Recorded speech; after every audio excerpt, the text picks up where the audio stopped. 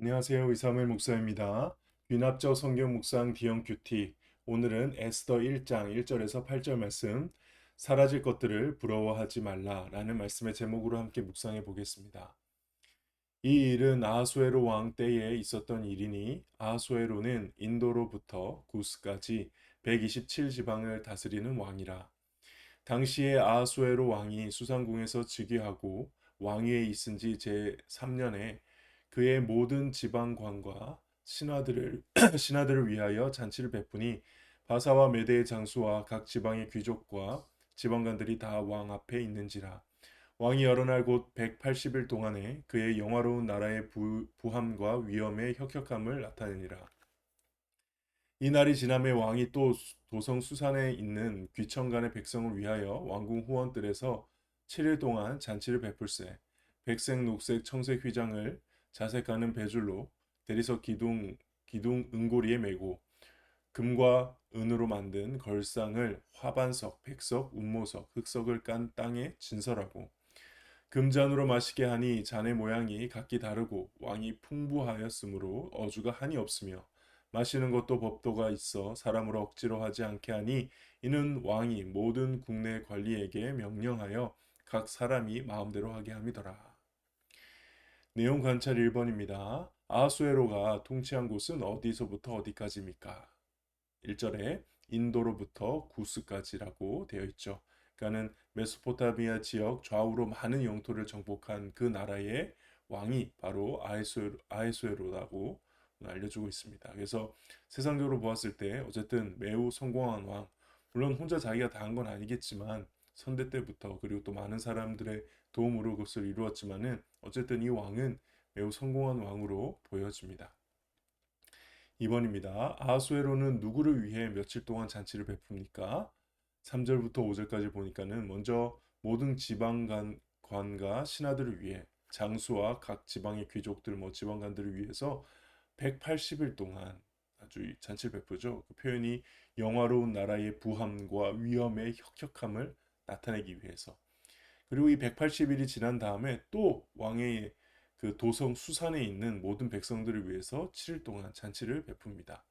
그러니까 자신의 성공을 축하하며 많은 사람들에게 과시하기 위해서 분명 이렇게 잔치를 베푸는데 180일 동안 잔치를 한다는 게 모르겠습니다. 저희가 그때의 문화를 알지 못하니까. 근데 좀 과하다는 느낌이 들죠. 분명한 건 이런 걸 통해서 자신의 혹은 그 나라의 대단함을 좀 드러내고자 했던 겁니다.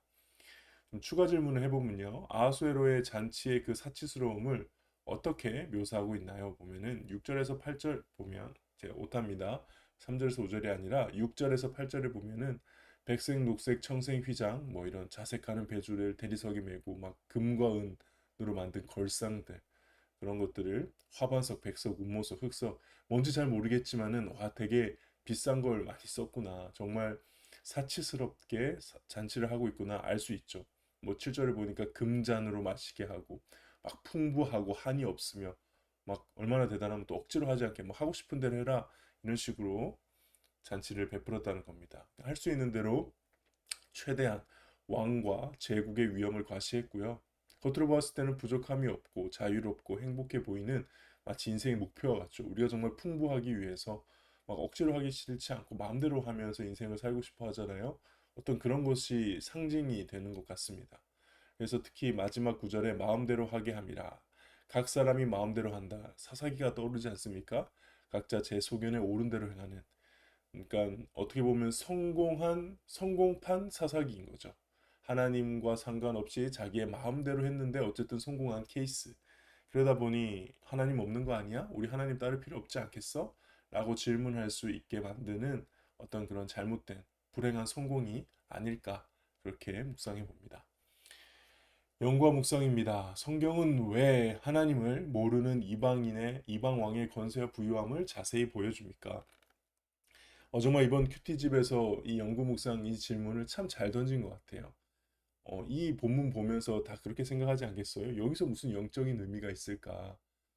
여기서 무슨 내가 하나님께 배울 교훈이 있을까? 묵상할 그런 게 있을까라고 생각하셨을 텐데, 이 연구 묵상이 참 질문을 잘 던졌어요. 그 왜라는 질문을 잘 던지면은 사실 버릴 본문은 없습니다. 모든 본문이 하나님 앞에서 묵상을 잘 할 수 있거든요. 특히 오늘 이 본문 보면서 그냥 잔치 이야기인데 그것도 하나님의 백성이 아니라 이방 민족의 한 왕이 굉장히 사치스럽게 잔치했다는 내용인데 여기서 질문을 왜 성경이 이걸 보여주는가라고 던지게 되면은 굉장히 우리는 또 묵상해 볼 여지가 있죠.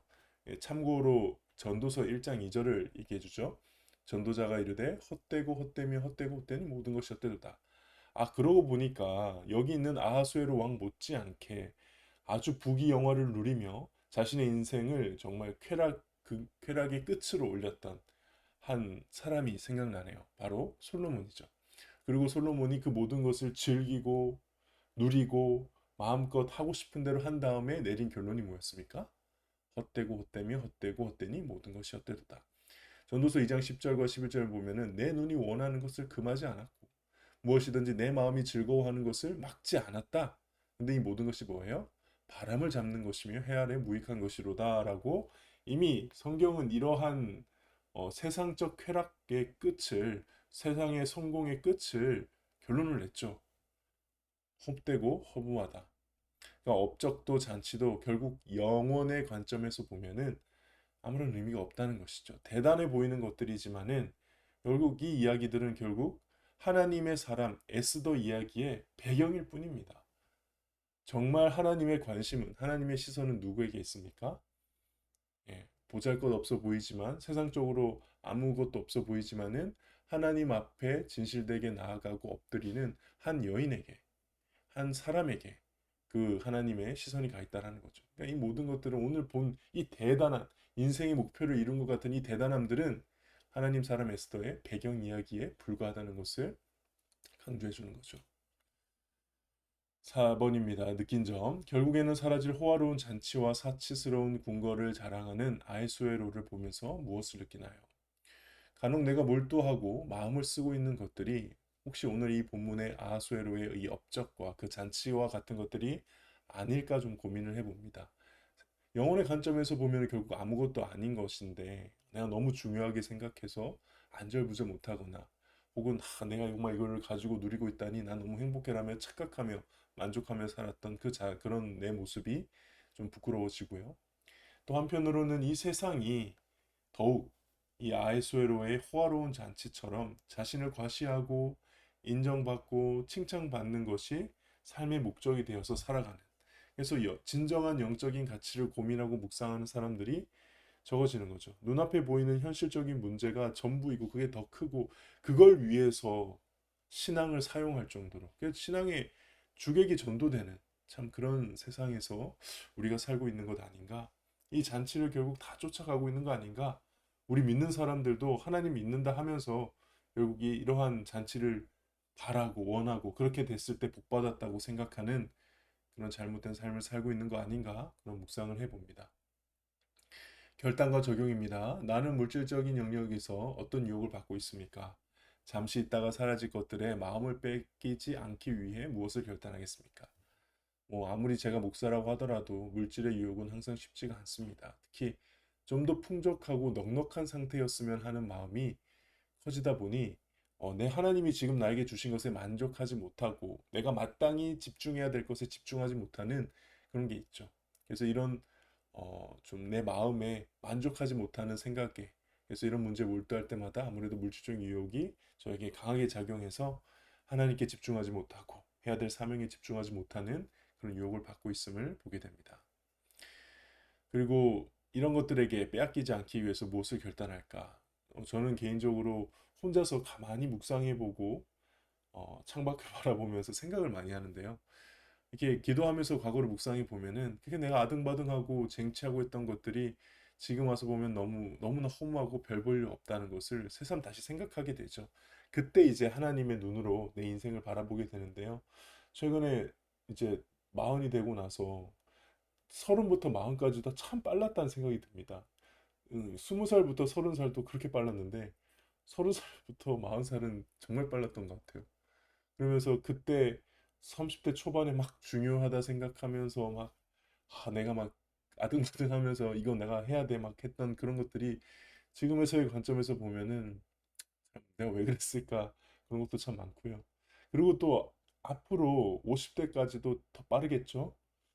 예, 그 빠른 가운데 막 어떻게 보면은 그 짧은 시간 내가 집중하고 전심을 다해 쏟아야 될 본질적인 이 복음의 사역보다도 중요하지 않은 것들에 내가 마음을 쏟는다면 얼마나 아까울까. 이게 결국 좀 막 달려가고 있는 상황에서는 생각을 못 하는 것 같아요. 잠깐 멈춰서서 한숨을 쉬고 좀 먼 곳을 바라보며 묵상하고 생각하는 그런 시간들을 좀 가져야 될 것 같습니다.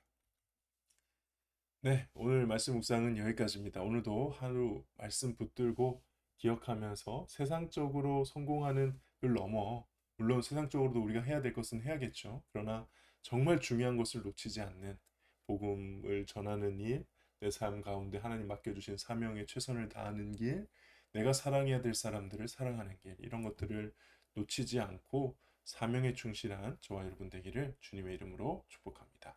감사합니다.